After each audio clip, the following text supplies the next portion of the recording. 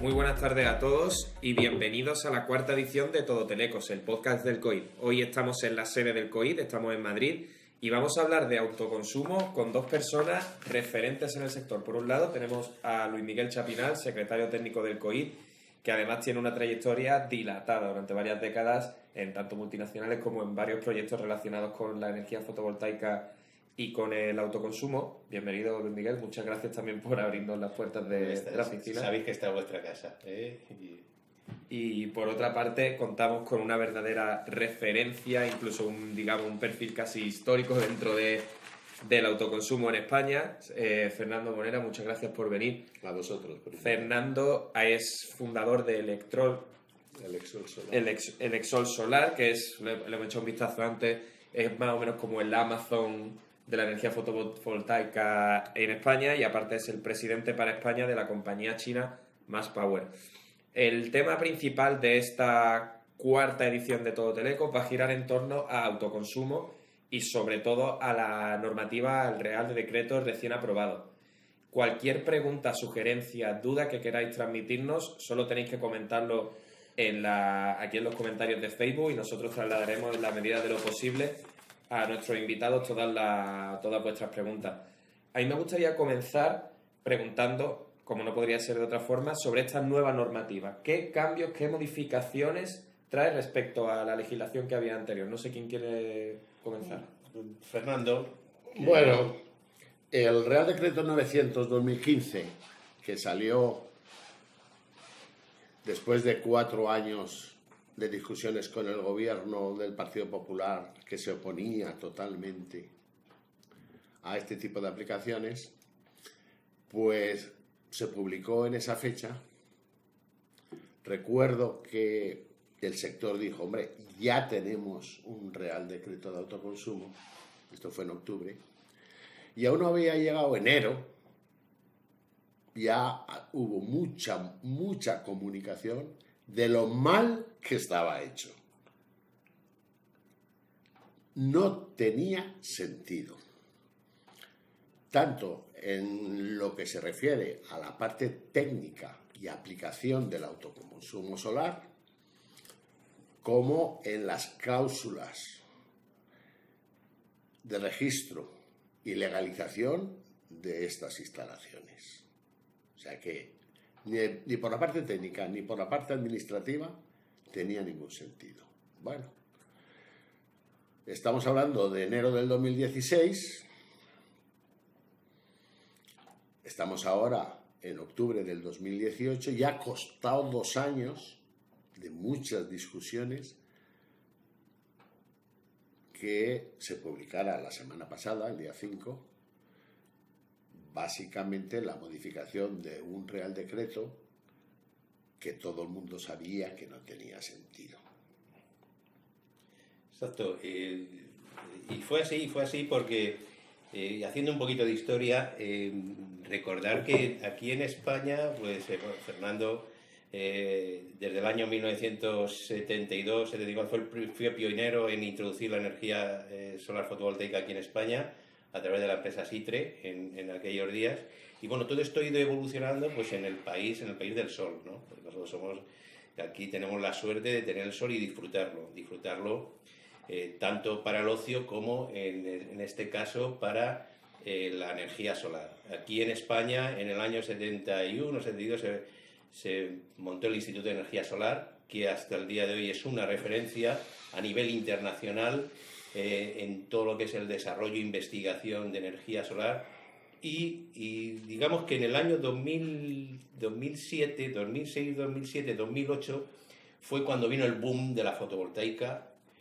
Se instalaron lo que no se instalaba en el mundo, se llegaron a instalar en un año prácticamente 3.000 megavatios y se desarrolló pues un conocimiento, una industria impresionante alrededor de todo eso. De hecho, en todos los países reclamaban ingenieros españoles para ir a montar instalaciones en todos sitios, y de repente en un momento determinado, por una quizá mala planificación a la hora de ver hasta dónde podían llegar las primas, etcétera, hubo ese parón. En el año 2011 prácticamente se para la fotovoltaica y efectivamente tenemos que esperar hasta el año 2015 a que salga una reglamentación de autoconsumo, cuando en otros países ya existía esa reglamentación en los años 2008, 2009, 2010, en la que había un tema muy importante que era el balance neto. Es importante decir, hay que ser correctos. Desde el año 2002 al 2008, España se dedicó a instalar parques solares, es decir, centrales fotovoltaicas para conectar a la red general. Y en esos 10 años o 8 años, mientras en España nos dedicábamos a instalar parques solares, en países como Alemania, Holanda, Italia y últimamente, en los últimos años, Portugal, se dedicaron a realizar instalaciones fotovoltaicas distribuidas. Fernando, es por eso, es eso que nos comenta, un motivo principal por el que hemos llegado a una situación actual donde España, pese a tener infinitamente más horas de sol que, por ejemplo, Alemania, tiene como 7 o 8 veces menos instalaciones solares. Vamos a ver, sí, o sea, evidentemente cuando, lo ha dicho Luis, en el año 2008-2009 se instaló en España 3.000 megavatios. Si tú divides 3.000 megavatios aproximadamente entre 40.000 usuarios o empresas, pues salen instalaciones grandecitas, de 100 kilovatios, 200 kilovatios, 300 kilovatios, porque en un año de 500. Pero si tú te coges en Alemania, que han instalado ya no 3.000, 1.000, pero con instalaciones de 10 kilovatios, pues el número de instalaciones, de hecho, esto es historia pura. En el año 2010, donde estábamos ahogados porque los parques estaban parados y no teníamos otra aplicación, en Alemania ya habían 4,5 millones de viviendas con autoconsumo solar. En Holanda, 2 millones. En Italia, 3 megavatios. Y en Portugal empezaban a lanzarse, que nos han ganado en el autoconsumo solar. Y yo recuerdo, yendo ya a Latinoamérica, es muy típico, en México se lleva utilizando el autoconsumo para bombeo desde hace 40 años, prácticamente. Además, ahí tiene una legislación, el tema este del balance neto, que tú puedes estar produciendo energía en el estado de Chihuahua y te la puedes descontar de tu empresa en México DF. Correcto. Sin embargo, aquí eso no se ha podido hacer y ahora con la nueva reglamentación te lo dejan hacer siempre y cuando estén cercanas, dependiendo del mismo... Al final de la charla precisamente voy a hablar de la compensación de la energía que vamos a verter a la red.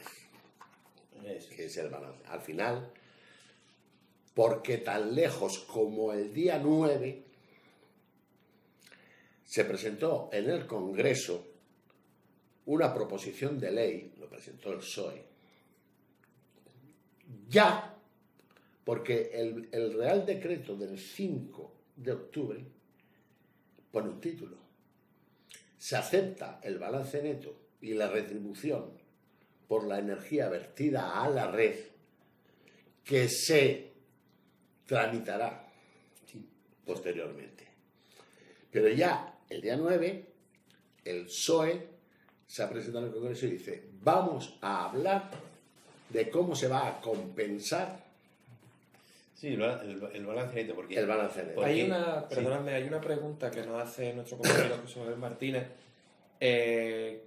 Creo que tiene mucha razón en decir que para que se pueda entender el contexto en el que estamos hablando, no sé si sería posible que pudierais explicar cómo se compra y cómo se pone precio a los kilovatios dentro del mercado. Más que nada para entender un poco en el contexto en el que se está desarrollando esta nueva normativa de autoconsumo, en la que, si os parece, también podemos entrar un poco más en detalle. Yo os cuento un poco cómo funciona el mercado eléctrico. El mercado eléctrico cierra precios hora a hora y los cierra el día anterior a cuando se van a vender, digamos, a intercambiar, ¿no? Se presentan ofertas y se presentan las demandas, ¿no? Es curioso que siempre, digamos, la base de ese mercado eléctrico, al final es una curva de oferta y demanda, si estáis acostumbrados a verla, pues digamos que las primeras que entran en el mercado a la hora de ofrecerse son los kilovatios de las energías renovables, que entran a cero siempre. Luego entran los kilovatios de la energía nuclear, también a cero, y van entrando todo aquello que, digamos, que no es gestionable, que no se puede gestionar, o sea, no es un grifo que puedas abrir y cerrar y entre o salga más electricidad. Y a continuación van presentando lo que son las demandas, o sea, las comercializadoras van diciendo, bueno, pues yo quiero comprar tal cantidad a tal precio y se vende a cero. Entonces, en un punto determinado, que es cuando ya empiezan a entrar lo que son las hidráulicas, lo que son las centrales de ciclo combinado, se cierra un precio del kilovatio hora. Y ese precio de kilovatio hora es en el que se van a intercambiar los kilovatios al día siguiente, ¿no? Entonces se cierra un precio, imaginaos, ahora mismo pues se puede estar cerrando precios en torno a 5 euros el megavatio hora, ¿no? Bueno, pues aunque se haya ofertado en el mercado eléctrico, por ejemplo, la nuclear a cero o las renovables a cero, van a recibir el precio que se cierre en ese momento, que es el precio de casación, que se llama precio de casación, ¿no? Y ahí es como se cierra. Entonces, ese precio, digamos, es una parte de lo que luego se traslada al recibo. Al recibo, además del precio que se va cerrando en el mercado eléctrico, pues hay que poner aquellas cosas que se llaman peaje, que es, bueno, pues temas relacionados con el déficit tarifario, temas relacionados con las primas a renovables, temas relacionados con todo aquello, digamos, que entra dentro del sistema que se tiene que valorar y que alguien hay que retribuirlo, porque esa energía se genera en un sitio determinado, pero hay que llevarla a la casa del consumidor, ¿no? Y entonces eso es el día anterior y se cierran esos precios. Luego, en el mismo día y en el mismo momento, hay lo que se llama el mercado que se tiene que ajustar en el justo momento. Digamos que el sistema del sistema eléctrico, Red Eléctrica es el operador del sistema eléctrico y cada 16 segundos tiene que casar oferta y demanda. Y si en algún sitio que había prevista que hubiera una cantidad de kilovatios hora, no hay esa cantidad de kilovatios hora, los tiene que sacar porque lo tiene que proporcionar. Y ahí esos kilovatios hora que se pagan en ese momento pues pueden llegar al doble de lo que se paga, lo que es en el mercado diario, ¿no? Entonces, digamos que eso es como se conforma. Ahora, lo que prevé, tal y como ha salido el Real Decreto Ley, es que lo que se va a compensar no es el total de lo que cuesta el kilovatio hora del consumidor, o sea, ahora puede estar en torno a 17 céntimos de euros kilovatio, por ahí, ¿no? Debe estar, ¿no? Sino que lo que se le va a descontar es el precio de mercado, que serán los 5 o 6 que se haya cerrado en el mercado eléctrico. Por lo cual no llega a ser puramente un balance neto, porque el balance neto es tú depositas en la red el sobrante que tengas para luego utilizarlo en un momento determinado y en la factura se compensa uno por otro. Sin embargo, lo que tienen previsto ahora en este Real Decreto Ley es que la valoración que se hace no es la de que le cuesta al consumidor, sino la del mercado eléctrico. Exacto, a precio de pool. Comentaba antes, Fernando, que la anterior normativa, tanto a escala técnica como administrativa, era poco menos que un desastre. Correcto. En concreto, este nuevo Real Decreto, ¿qué mejoras incluye en ambos sectores? Rápido, mira. Este nuevo Real Decreto básicamente está dividido en dos partes. Uno es modificación del anterior y otra parte es derogación completa de artículos del anterior. Para que nos hagamos una idea, básicamente. En las modificaciones sobre el anterior Real Decreto, parte de tres conceptos base. Primero, en el anterior decía autoconsumidores tipo 1 y autoconsumidores tipo 2, y aquí lo simplifica, que lo entendemos todos. Consumidores que vierten a red y consumidores que no vierten a red. O sea, ya el concepto básicamente ya se cambia. Primer concepto, que ya cambia todo. Segundo concepto. Para instalaciones de pequeña potencia, el antiguo Real Decreto te ponía un límite de 10 kilovatios. Este Real Decreto ha dicho que 100. O sea, que ahí también se ha cambiado sensiblemente. Y desde el punto de vista administrativo, legal, del Real Decreto, esto es maravilloso. Esto es maravilloso. Primero,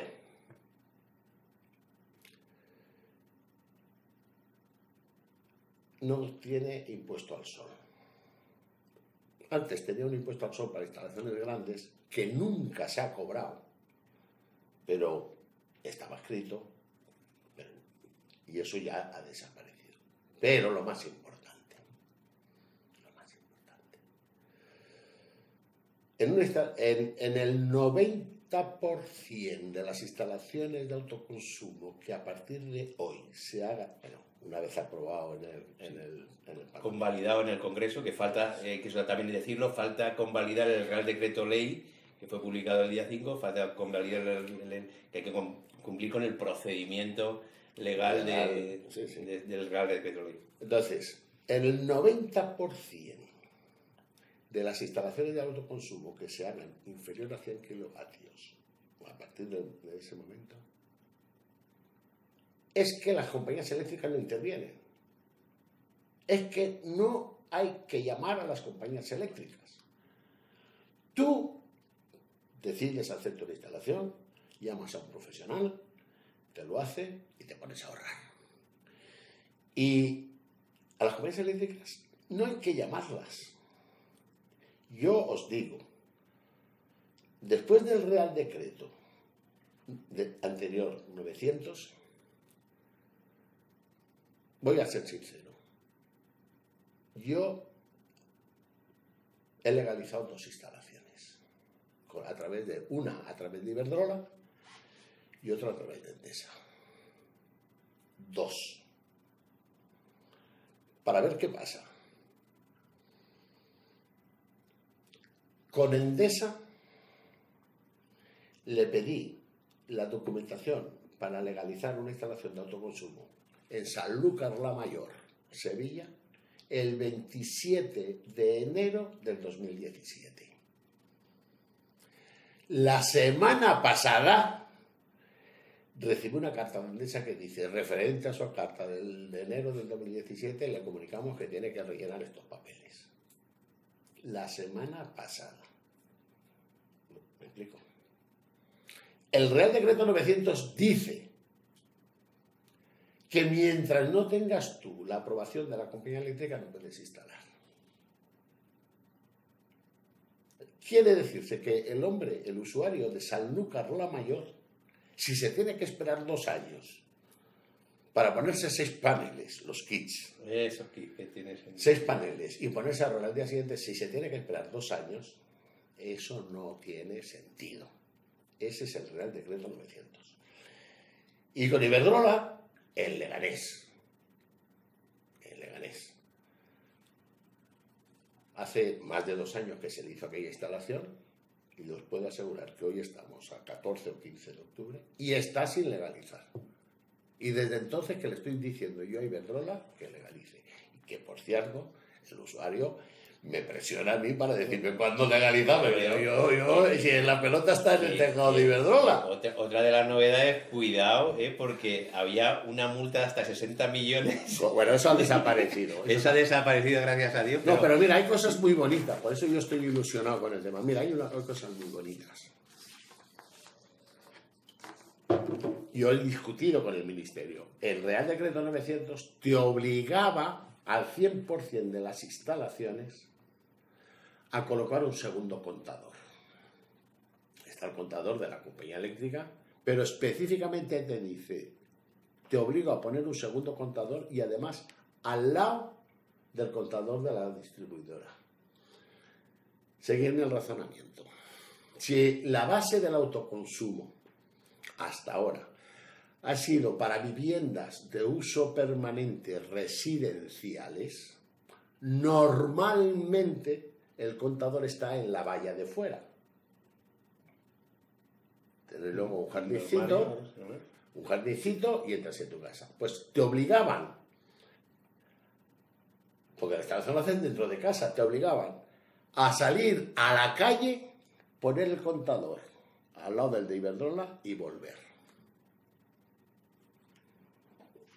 ¿Me explico? Ida y vuelta, porque lo colocabas en el tejado y tenía que ir... No, tiene que ir en el punto frontera que dice, pegado. Entonces, en estos 2 años, la verdad es que Endesa, en particular Endesa, llegó entre las reuniones que tenemos con el sector y me pareció muy bien. Dijo, mira, Endesa dijo, vamos a hacer una cosa, por lo menos en las instalaciones de Endesa.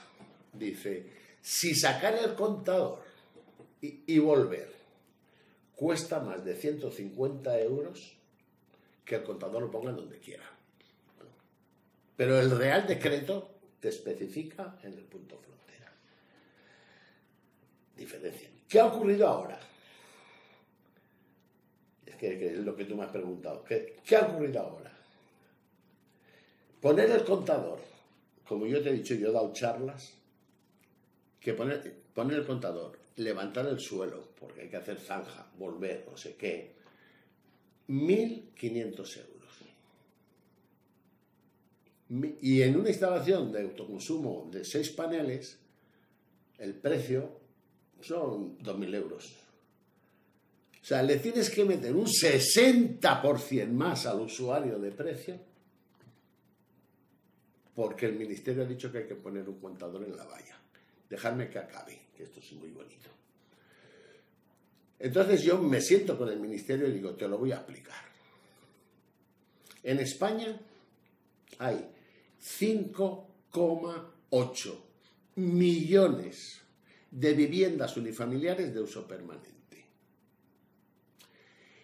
y 1,7 millones de pequeñas industrias en polígonos industriales. No voy a hablar de un hospital ni voy a hablar de la Ford. Hablo de instalaciones de autoconsumo de gran consumo. Y yo le digo,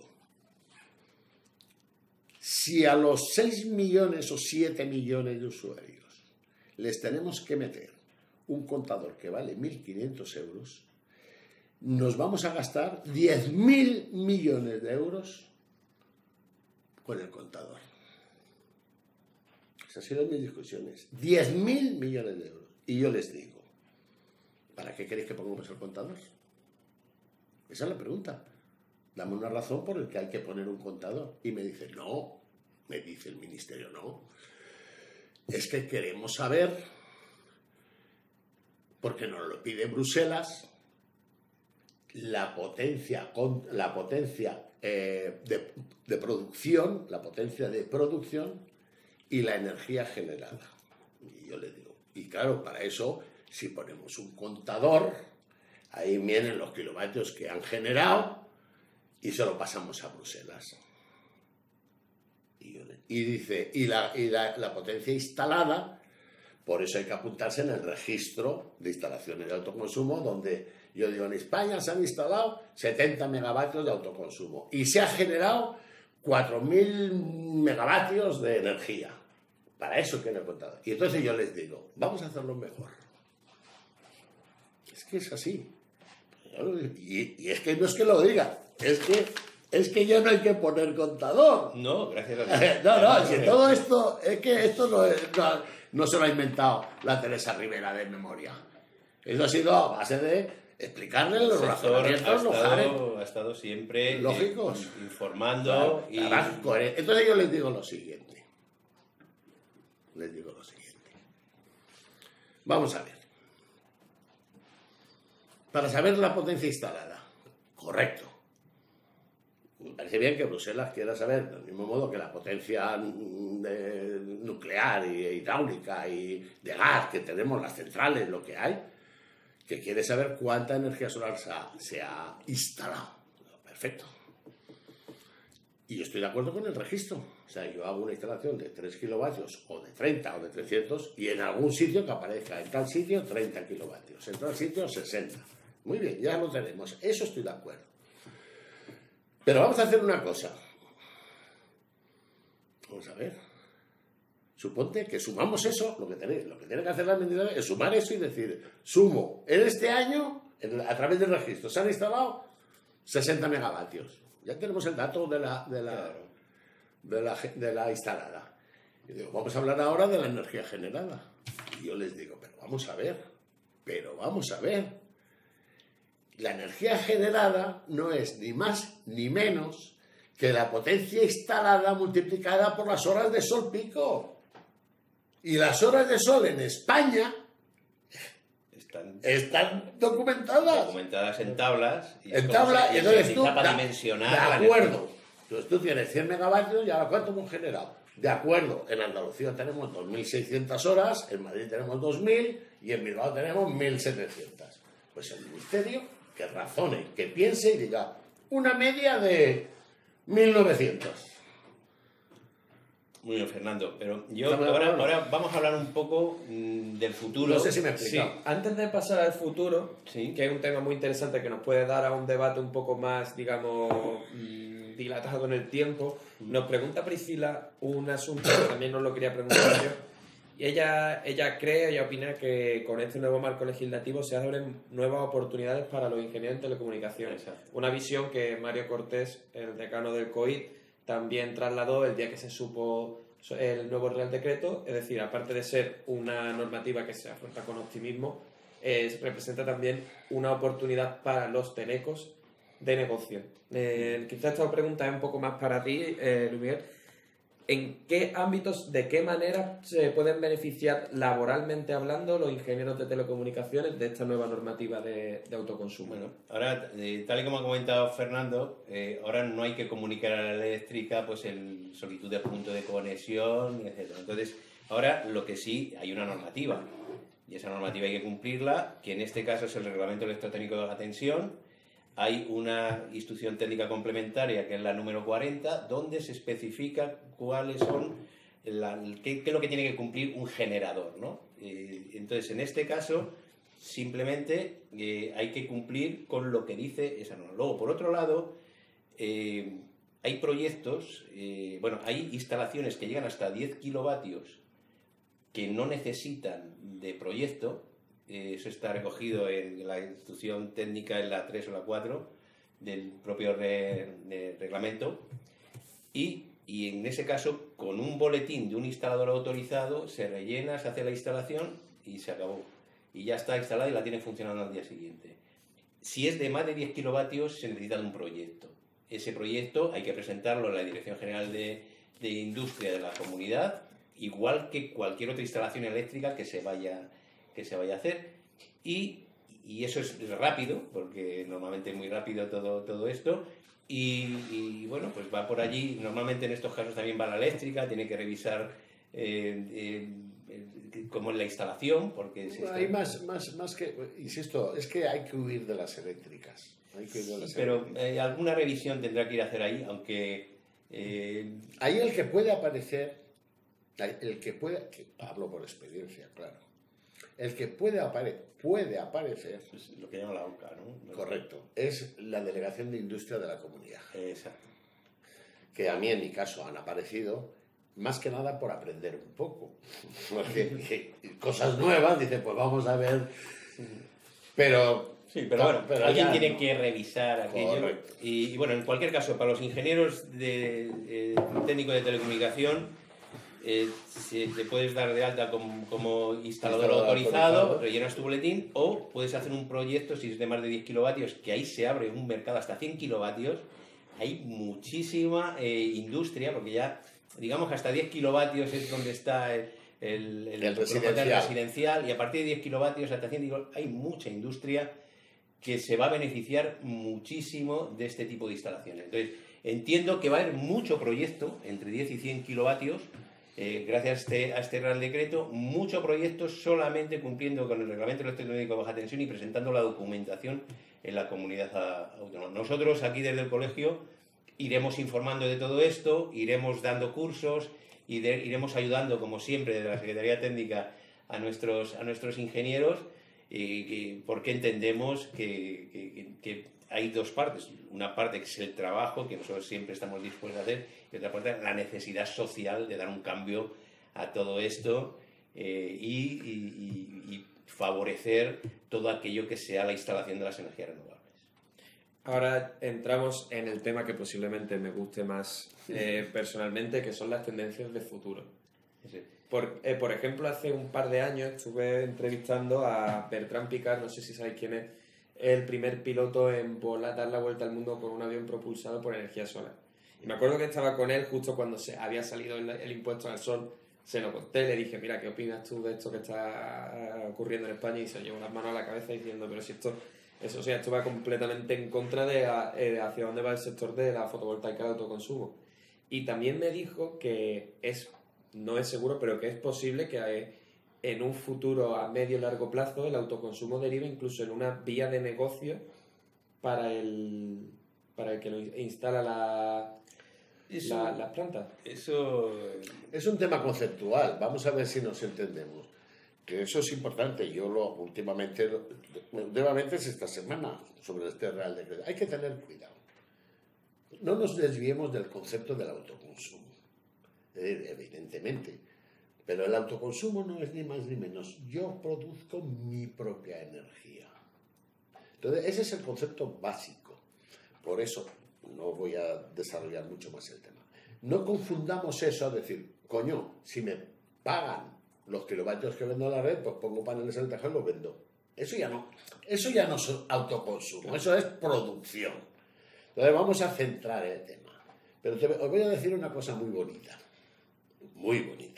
con la pregunta. Por lo tanto, resumo, el autoconsumo es yo genero mi propia energía, la consumo, bueno, y si me sobra algo, la vendo o la regalo, o lo que pasa ahora. Y si me falta, la cojo y la pago. Ese es un concepto normal. Déjame que os cuente una cosa del futuro. Yo estaba ayudando, entre otros, a Iberdrola. Y durante muchos años, que las compañías eléctricas siempre han estado en contra del desarrollo del autoconsumo, durante muchos años yo he discutido con ellos y yo les he dicho, cuando yo empecé en esto, en el año 80, en España, hablamos de futuro, se instalaron 3.000 paneles de 30 vatios. En el año 2008, en España, se instalaron 12 millones de paneles de 260. Esta es la realidad. Eso es realidad. Y yo les decía, habéis ganado muchas batallas, pero la guerra la tenéis perdida. Porque de 3.000 a 12 millones en 40 años. Vamos a hablar de futuro. ¿Te parece bien? ¿Os parece bien? Sí. Esto es precioso. Hace un mes y medio, los paneles que venían de Asia tenían unos aranceles del 46%.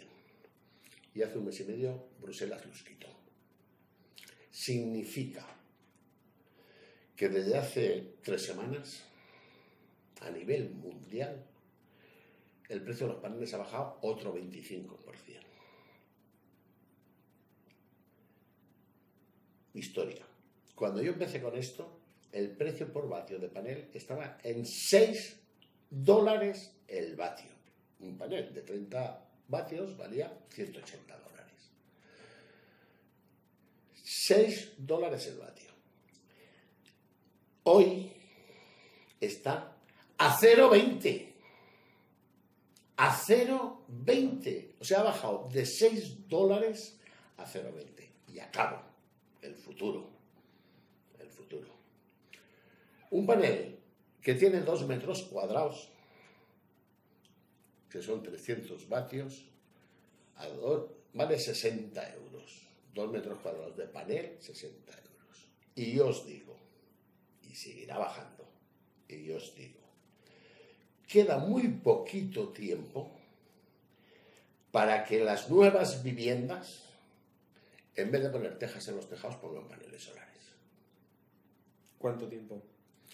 ¿De qué Pues, hablamos? pues 1 metro cuadrado de teja con el cemento, el albañil, el aparo, el tururú, patatín, patatá, pues tendrá, no sé lo que cuesta. Pero tú coges y pones un panel en el tejado, te hace la misma función que la teja y además te produce energía para tu casa. Ese es el camino. O sea, el tiempo, pues de $6 el vatio a 0,2. Yo ya no sé hasta dónde podemos llegar. Podemos llegar a que compres un panel y te den $10. Podemos llegar, no lo sé, ya lo veremos, pero esta semana, este mes han vuelto a bajar otro 25. ¿Sabéis lo que quiero explicaros, no? Es decir, estamos en un camino. Como yo le decía a Iberdrola, ya que me quiere escuchar, que la guerra está perdida. Ya no quiero entrar, que lo sabéis todos, lo que sale en la prensa, pues la dependencia del petróleo, el cambio climático, todo eso que además, todo eso es un futuro irreversible. Yo puedo contar miles de historias. Mira, el primer panel solar amorfo que entró en Europa lo traje yo en el año 2000, en el año 83. Pero esperaros, es que ahora ya hay ventanas transparentes generando electricidad. En vez de poner un cristal, pones un panel solar amorfo, transparente, que te genera electricidad. Es caro. Sí, O sea, sí, hoy no, existe. pero ese es el camino. O sea, de hecho, ya existen tejas pero para colocarlas, pero vamos, el camino va por ahí. No está hay claro. más. Ahora, a nivel, Me ha llamado mucho la atención una cosa que dice Fernando, y es que el cambio hacia el autoconsumo no es que les parezca mejor o peor a uno a otro, sino que es irreversible. Totalmente. Pues, Compartes tú esa visión también, ¿no? hombre, y creo que hasta las eléctricas también Lo saben. y de hecho pues estamos viendo anuncios ya en la que llaman Smart Solar, EDP está te agresiva. te instalamos la eléctrica, te va a llegar a instalar y te va a poner un precio ahí, y aquí el tema va a estar a la hora, un tema es el tema técnico, otra cosa es el tema de inversión que haya que hacer. Correcto. La inversión ha bajado muchísimo y claro, lo que quiere el consumidor es, sí, vale, me gusta esto del autoconsumo, pero yo pago todos los meses 100 euros a la eléctrica. Si tú me buscas la forma de pagar menos de 100 euros a la eléctrica colocándome, pues te hago el contrato contigo y bueno... Y en vez de pagarle los 100 euros a la compañía eléctrica, se la paga al banco. Claro, y pero pago 100 euros. Sí, pero o incluso menos, porque incluso ya se están haciendo estudios financieros con las bajadas del precio que ha habido, que vamos, que se puede hacer un plan específico, y de hecho las eléctricas también están con ello, para las eléctricas lo que no quieren es perder el cliente, ¿no? Porque no quieren perder el cliente, tienen su facturación. Imagínate que si esto al final conlleva la caída de facturación de una multinacional como Iberdrola o como cualquiera de las que tenemos aquí en España. Pues entonces lo que tratarán es adaptarse y buscar la forma con esta nueva ley y con estas nuevas tecnologías que ya llevan desde hace mucho tiempo, buscar la forma de favorecer también el tránsito de ese consumidor hacia las energías renovables, ¿no? Sin que les cueste dinero, y eso se puede hacer, y eso económicamente se puede hacer. Volviendo a la nueva normativa, me quedaría toda la tarde hablando, pero tenemos que ir ya un poco concretando y concluyendo un poco las ideas que hemos tratado. La cuenta Proyecta Renovables nos comenta que además del contador también se van a ahorrar la cuota de acceso, que podía ser de 1.970 euros para 100 kilovatios, de la potencia contratada más el IVA. Exacto. Y aparte los derechos de enganche, que eran 9 euros más el IVA. Y si quieres ser lo más autónomo posible y quieres colocar baterías para reducirte lo que llamas la parte de la potencia, ¿no?, que pagas en la factura, también lo puedes hacer. Antes eso no se puede. Yo de todas formas, antes de acabar, si no te importa, Sí. porque con eso ya acabamos, me debes de hacer la siguiente pregunta. Y una vez que esto se apruebe y esté ya en funcionamiento, ¿qué es lo que queda? ¿Qué es lo que falta? Eso es importante. O sea, si la semana que viene se aprueba esto, se ha mejorado muchísimo el desarrollo del autoconsumo. Pero ¿Qué no es lo que, claro, qué es lo que en qué podemos seguir mejorando? Correcto. Pues te voy a dar dos cosas que quedan pendientes nada más. Dos cosas. Fíjate, si se han hecho cosas, pues todavía estamos discutiendo dos cosas. Una, ya tenemos la mitad, que se lanzó el día 9, que es de qué forma lo que yo vierta a la red me lo vas a compensar. El balance neto. El balance neto. Por lo menos ya está en el Congreso, es decir, la mitad ya lo tenemos hecho. En el Real Decreto ya dice que se acepta la compensación por el vertido a red y el balance neto. Ya está en el Congreso, o sea, ahora en estos próximos meses ya dirán, si tú me das 10 kilovatios yo te doy 2, si te pago, no te pago, lo usas en la segunda residencia, todo eso es lo que se va a hacer. Pero lo más importante,